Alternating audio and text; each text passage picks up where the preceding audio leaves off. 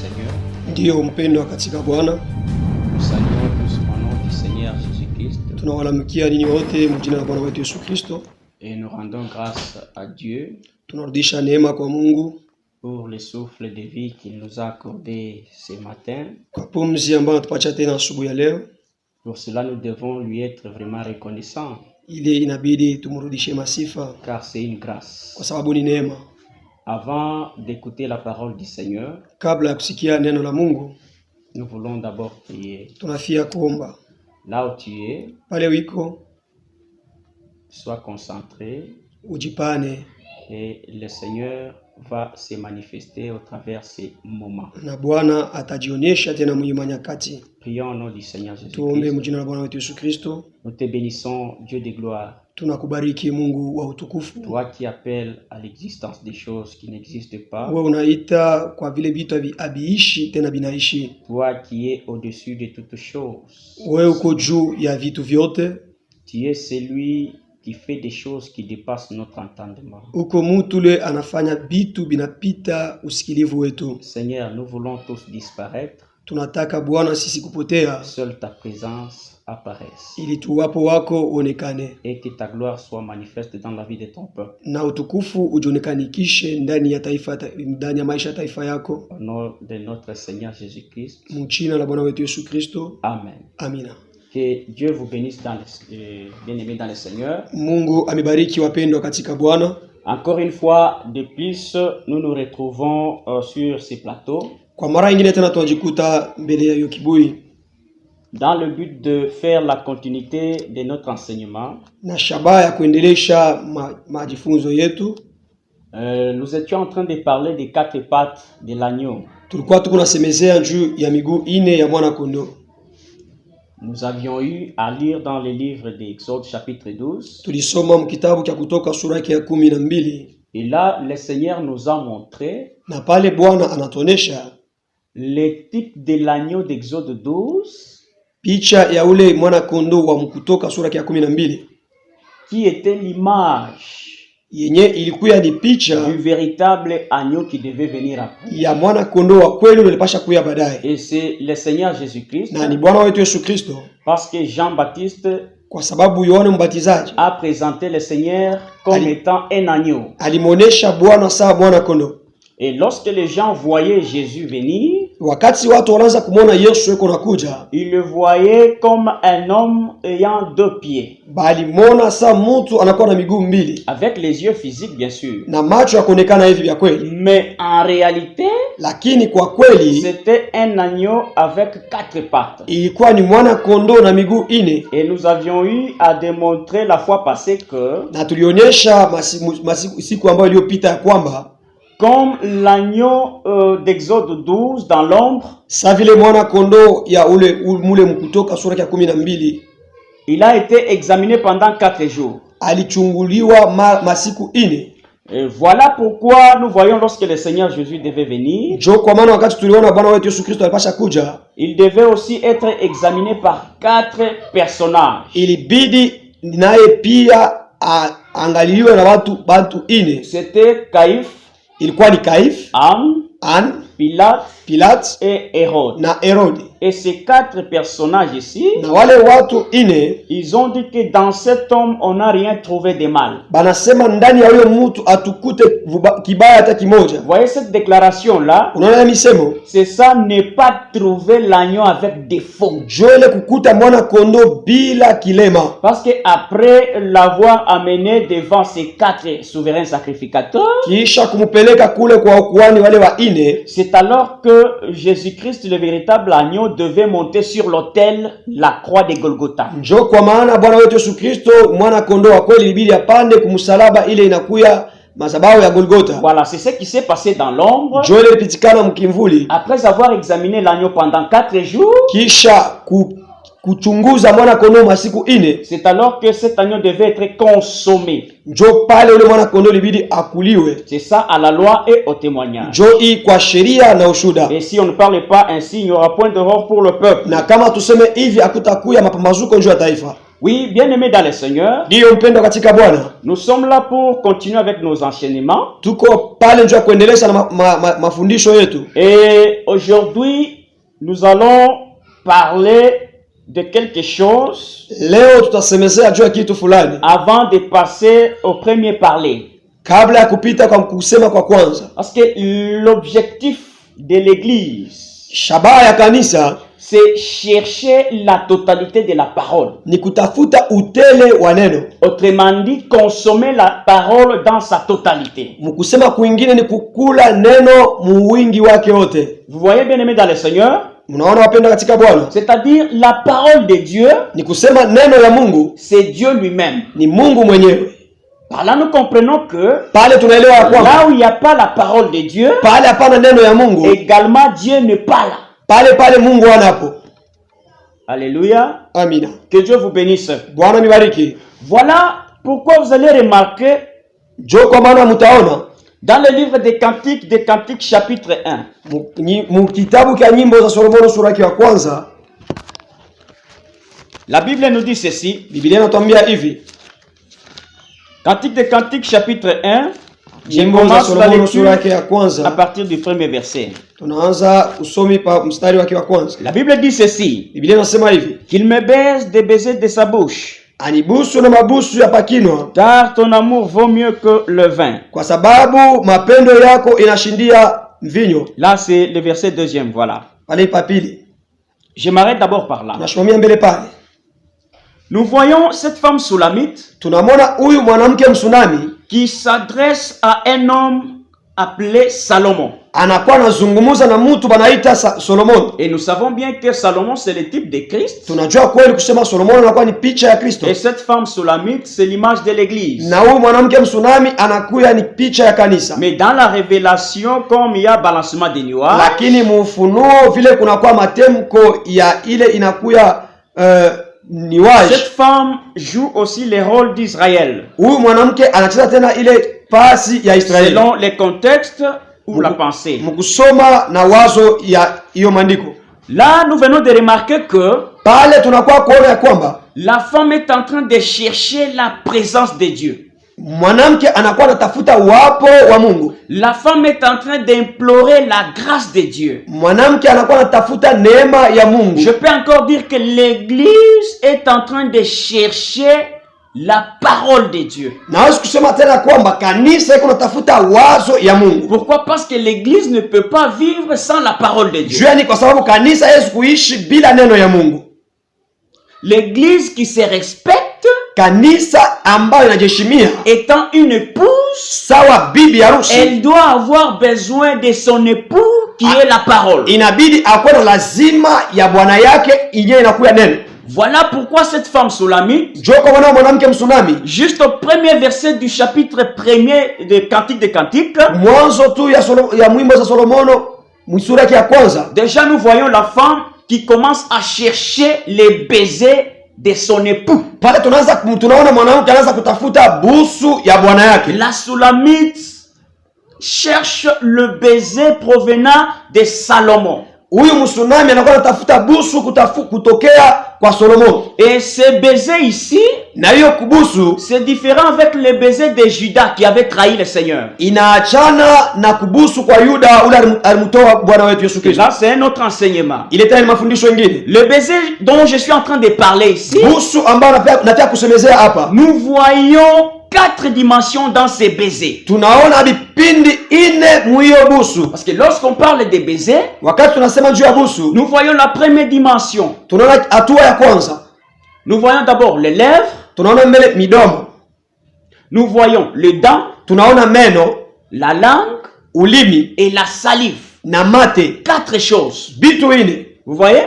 Munaona? C'est-à-dire, là où on parle de baisers, Pale banasemezea juu ya busu, il y a contact de ces 4 choses. kunakuwa kuambatana kwa hivi vitu ine. Donc les lèvres doivent toucher d'autres lèvres.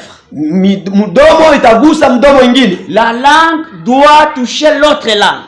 Ulimi utagusa ulimi mwingine. Il y aura transmission de salive. Kutakuwa kukabuliana mate. Et les dents vont glisser les autres dents. meno itagusa meno ingine. Vous voyez les 4 dimensions. Munaona ile mahali ine. Par là nous comprenons que pale tunaelewa ya kwamba l'œuvre c'est ça la connaissance. Midomo njo inakuwa ujuzi. Selon Proverbe chapitre 5 le verset 2e. Kufuatana na Mezali sura yake ya 5 aya yake ya pili. Et le dent c'est ça la doctrine. Meno njo inakuwa mafundisho. Selon Job chapitre 41 verset 13. Kufuatana na Yobo sura yake ya sura yake 42 aya yake ya 13. Et la langue c'est la prophétie. Na ulimi inakuwa ni unabii. Là nous voyons dans 2 Samuel chapitre 23 le verset 2e. Pale tunaona Samueli wa kwanza, Samueli wa pili sura yake ya 23. Et enfin la salive c'est ça la révélation. Na mate njo inakuwa ufunuo. Selon Jean chapitre 9 le verset 6e. Kufuatana na Yohana sura yake ya 9 aya yake ya 6. Par là nous allons comprendre que pale tunaelewa ya kwamba la femme Shulamite est en train de rechercher la totalité de la parole. Mwanamke msunami anakuwa anatafuta wingi wa neno. Parce que avec les 4 dimensions que nous venons de citer, kwa sababu na vipindi ine ambayo tunatokea kusema, le lèvre, midomo, la langue, ulimi, les dents, meno et quoi encore, la salive. Na nini nyingine? Mate. Vous voyez les 4 dimensions? Unaona vipindi ine. C'est ça 1 Corinthiens chapitre 14. Jo wa Korinto sura yake ya kwanza sura yake ya 14. Le verset 6e. Aya yake ya 6.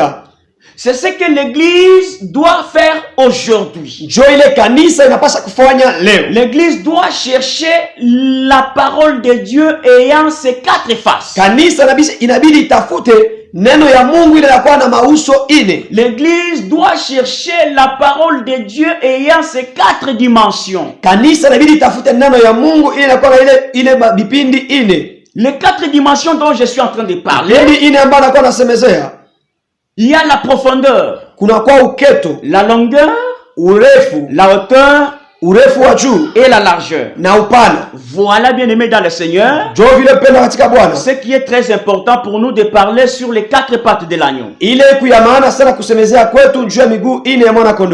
l'église doit chercher la connaissance parfaite de la parole de Dieu. Na kanisa inabidi itafute ujuzi wa kweli ndani ya neno la Mungu. Nous allons prendre Exode chapitre 12. Parce que c'est ça notre verset de base. Je vais commencer la lecture à partir du premier verset. Nous lisons au nom du Seigneur.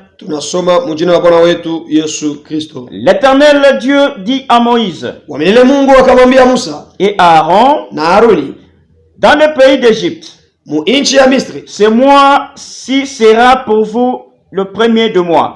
Il sera pour vous le premier de mois, voilà, de l'année. Parlez à toute l'assemblée d'Israël et dites: le 10e jour de ce mois, on prendra un agneau pour chaque famille. Siku ya 10 ya hiyo mwezi batabeba kila mwana kondo mkila juu ya kila jamaa. Un agneau pour chaque maison. Mwana kondo moja juu ya nyumba moja. Si la maison est trop peu nombreuse, kama nyumba muko watu kidogo, pour un agneau on le prendra avec son plus prochain voisin. Juu ya mwana kondo mutabeba na majirani yenu ya karibu, selon le nombre de personnes. Kufuatana na wingi wa watu. Vous compterez pour cet agneau d'après ce que chacun peut manger. Mutahesabia juu kwa vipande vya ule mwana kondo kufuatana ile kila mtu atakula. Ce sera un agneau sans défaut. Atakuya ni mwana kondo bila kosa. Mâle, mwanaume, âgé d'un an. Wa umri wa mwaka moja. Vous pourrez prendre un agneau ou un chevreau. Munaweza kubeba mwana kondo au mbuzi mtoto. Que l'Éternel ajoute l'explication à la lecture de sa parole. Wa milele aongeze tena mafasilio kuusomi wa neno lake. Amina. Avec cette lecture, kufuatana na hiyo usomi, nous voyons, on nous présente d'abord l'agneau qui est mâle. Tunaona banatuonesha mwana kondo mwanaume ayant l'âge d'un an.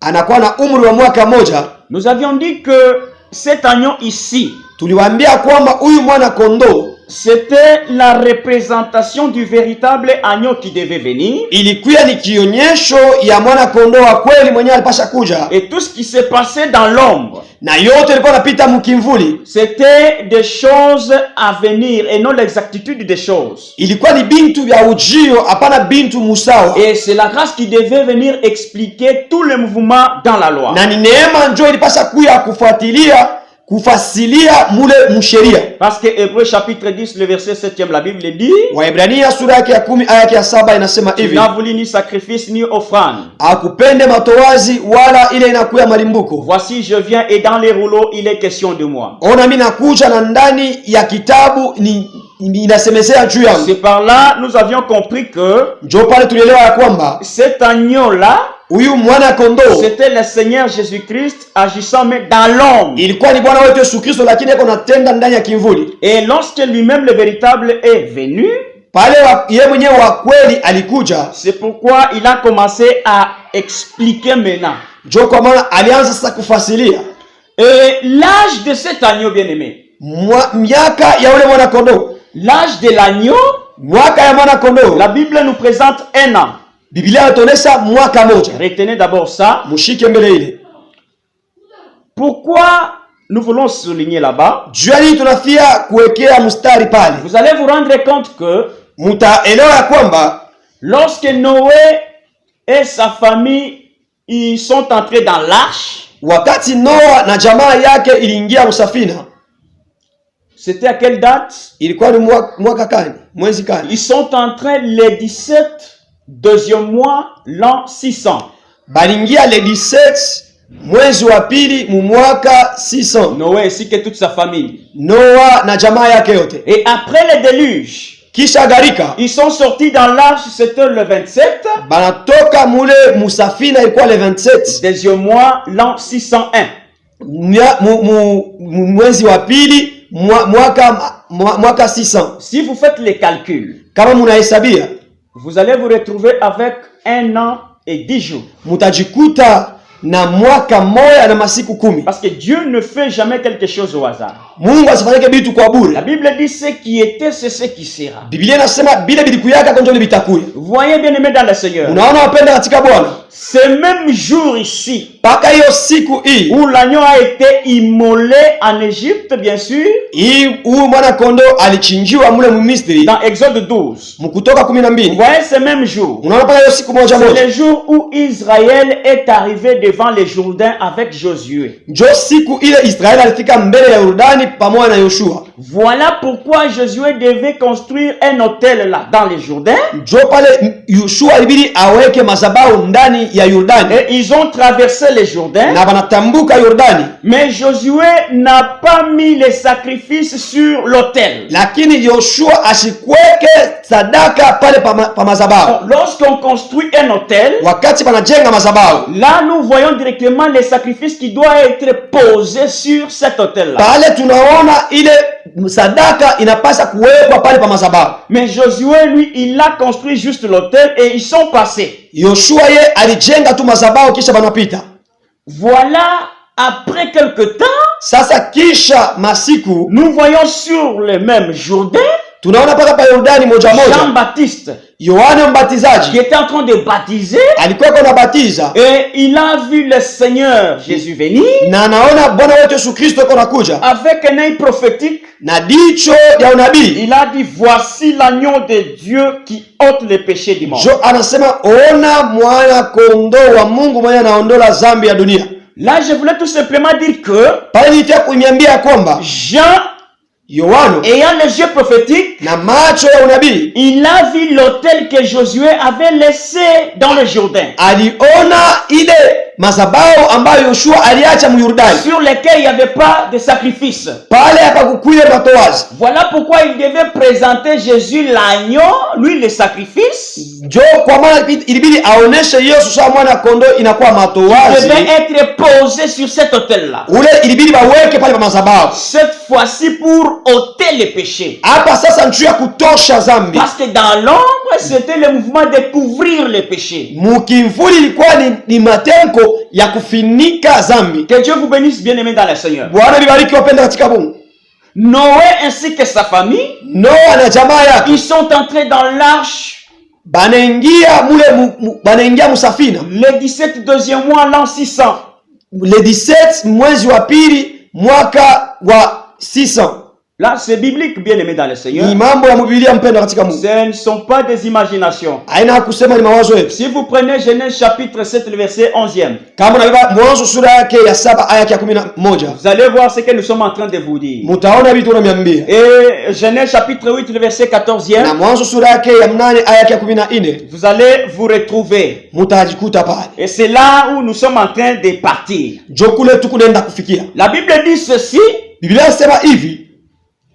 Dans Matthieu chapitre 13, Mathayo sura ya 13, verset 34e jusqu'au 35e. Aya yake 13 na 4 aya na 13. C'est le Seigneur Jésus-Christ qui devait venir expliquer la loi. Asema ni Bwana wetu Yesu Kristo ilibidi akuye afasirie sheria. C'est le Seigneur Jésus qui est la grâce. Ni Bwana wetu Yesu Kristo anakuya neema. Il doit expliquer les mouvements à partir même de la création. Yule atafasilia matemko yote tokea umbili. Voilà pourquoi nous avions dit que les 4 pattes de l'agneau miguu ine ya mwana kondoo forment la totalité de la parole.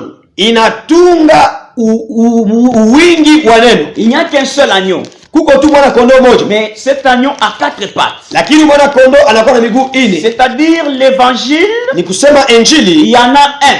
Kuko tu ni moja. Mais cet évangile lakini hiyo injili a 4 faces. Inakuwa na vipande ine. La première face, kipande ya kwanza, c'est ça le parler par connaissance. Jo kusema kwa ujuzi. Le parler par doctrine. Kusema kwa mafundisho. Le parler par révélation. Kusema kwa ufunuo. Et le parler par prophétie. Na kusema kwa unabii. Lorsque vous prenez Ephésiens chapitre 18, wakati unasema unabeba wa Efeso sura yake ya 18, à partir du 3e verset, aya yake ya 3, c'est là où l'apôtre Paul nous dit. Donc, il est en train de nous présenter aussi 4 dimensions. Là, on nous parle de la profondeur. C'est ça le parler par révélation. Il y a aussi la hauteur. C'est ça le parler par prophétie. Il y a la longueur. C'est ça le parler par connaissance. Et la largeur, le parler par doctrine. Vous voyez les 4 choses là. Nous avions dit que c'est ça la représentation des 4 femmes de Jacob. Rachel, Léa. Ils étaient plutôt des femmes légitimes pour Jacob. Mais ces 2 femmes légitimes avaient leurs servantes. Il y avait Zilpa et Bila. Là nous avions eu à dire que il y a les 2 femmes légitimes qui représentent le parler céleste ou spirituel.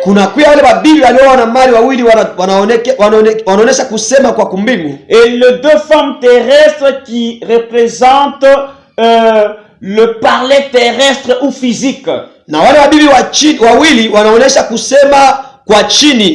C'est ça à la loi et au témoignage. Et nous avions dit que le 2 là, nous les retrouvons dans Jean chapitre 3e verset 12. Là nous avions vu les 2 parler du Seigneur. Le parler céleste et le parler terrestre. Maintenant parler par connaissance, c'est quoi? Je sais que nous courons derrière les temps. Comme c'est un enseignement trop vaste, nous allons commencer à évoluer petit à petit comme ça. Jusqu'à ce que nous allons mettre un point virgule. Le parler par connaissance, c'est quoi? Ce que vous devez retenir, bien aimé, vous qui êtes en train de nous suivre, vous qui êtes prédicateur, ministre de la parole, disciple, donc toute forme de serviteur, tous ceux qui ont été appelés par le Seigneur, nous devons chercher la connaissance. L'autre fois, j'avais dit que wakati ingine nilisema ya kwamba vous voyez la Bible telle qu'elle est. Munaona Biblia vile iko. Il y a des livres kunakuwa vitabu prophétiques, vya unabii, des livres historiques, ile inakuwa mahistoria, des livres poétiques, na ile inakuwa ya mapoeti. Lorsque vous prenez Luc chapitre 24, wakati wa Luka sura ya 24, le verset 44e jusqu'au 45e, aya ya 44 na 44, là nous voyons les 3 étapes de la loi, pale tunaona vipindi tatu vya sheria, c'est-à-dire la loi, le psaume et le prophète. Tunaona sheria,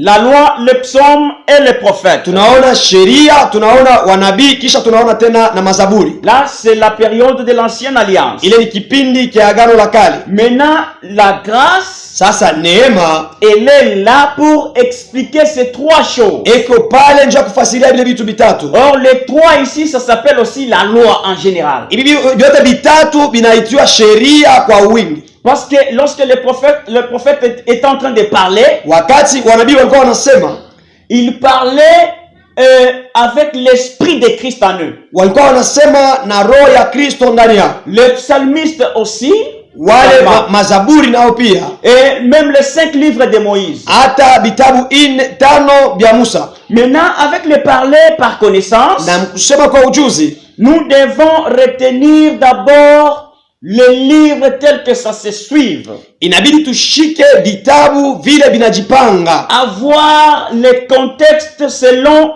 le livre où vous pouvez vous retrouver en train de parler. Inabidi kujua namna gani ya kile kitabu mnafia kusemezea. Tu ne peux pas prêcher l'histoire de Joseph. Ni kusema kusemezea historia ya Yoshua. Si tu n'as pas encore maîtrisé cette histoire-là dans les détails. Kama hauyashika ile historia, tu dois d'abord avoir l'histoire en tête. Inabidi kuwa na ile historia mkichwa, tel que ça se suit, vile inafuatana. Et quand tu lis, na wakati unasoma, tu dois fournir un effort de ne pas se retrouver en dehors, hors contexte. Inabidi ufanye yote wezekanao usijikute nje ya neno. C'est ça la connaissance. Et après avoir maîtrisé cette connaissance-là de la lecture, c'est-à-dire de Genèse à Apocalypse, là, tu sauras maintenant monter. Parce que tu ne peux pas aller à la révélation ou à la prophétie si tu n'as pas encore maîtrisé la connaissance. Ni kusema hawezi kwenda unabii wala unabii kama hawashika ujuzi. Nous devons chercher à connaître le véritable Dieu en première position. Inabidi tutafute mbele tujue Mungu wa kweli munamba ya kwanza. C'est-à-dire les écritures dans leur intégralité. Ni kusema maandiko yake muwingi wake, tel que c'est écrit selon l'histoire. Vile mbele inaandikiwa sawa historia. Vous devez maîtriser toutes ces choses-là. Inabidi mbele mushike vile vitu. Et prochainement, bien-aimés dans le Seigneur, na siku ambayo kunakuja mpendwa katika Bwana, nous allons commencer directement avec le premier parler. Tutaanza mara moja na usemo wa kwanza, qui est le parler par connaissance. Ile inakuwa kusema ndani ya ujuzi. Mais nous allons commencer à donner des exemples avec le parler par révélation, par prophétie et par doctrine. Tutaanza kuleta mfano mkusema kwa unabii, kwa unabii na kwa mafundisho. Oui, question de référence parce que nous pouvons parler par connaissance. Tunaweza tunasemezea muujuzi. Mais là dedans nous touchons aussi la révélation. Lakini mule ndani tunashika ufunuo. Après nous fermons la parenthèse. Kisha tunafunga mkaguo. Nous continuons avec le parler par connaissance. Tunaendelea na kusema kwa ujuzi. Le jour où nous allons toucher aussi le parler par révélation. Siku tutasemezea juu ya udani ya ufunuo. Nous serons obligés de toucher aussi le parler par connaissance. Itatubidi tusemezee tena njoo kusema ndani ya ujuzi. On parlera du parler par prophétie. Siku tutasemezea kusema ndani ya unabii. Vous verrez que nous allons toucher partout, mais avec le parler en ordre vraiment. Mutaona kusema tutashika kote lakini mkusema kwa usawa. Que le Seigneur bénisse sa parole. Bwana abariki neno lake. Nous sommes arrivés à la fin de notre émission. Tunafika kumwisho ya emission yetu. Que Dieu bénisse tous ceux qui est en train de nous suivre. Bwana abariki wale wote walikuwa wanatufuata. Vous qui êtes fidèles à cette émission. Mwe mnakuwa waaminifu kupitia hiyo kipindi. Vous êtes nombreux en train de nous suivre dans le pays ou en dehors du pays. Mko wengi sana mkutufuata ndani ya nchi au nje ya nchi. Que le Seigneur vous fasse grâce. Bwana amejalie neema. Et que tous ceux qui sont malades, na wale wote wako wagonjwa, qu'ils soient guéris au nom du Seigneur Jésus-Christ. Waponeshewe mjina la Bwana wetu Yesu Kristo. Oui, nous allons continuer à la prochaine. Tutaendelea siku ijayo. Yo